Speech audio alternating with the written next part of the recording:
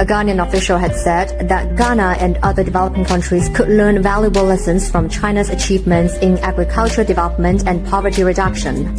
Speaking to Xinhua in a recent interview, Edward Kelworth, General Secretary of the General Agricultural Workers Union in Ghana, said China's strides in these areas inspire developing countries. And China is a developing country. They have got a lot of experience as to how to get people out of poverty.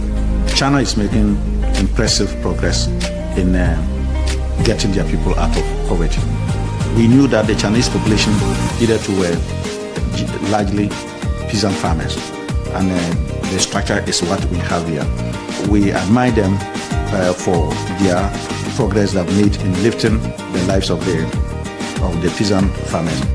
The recipe for China's success, Kelworth said, is that the government put the Chinese people and their welfare at the center, which also lightened Ghana and any other African countries in fostering its agriculture and dealing with poverty.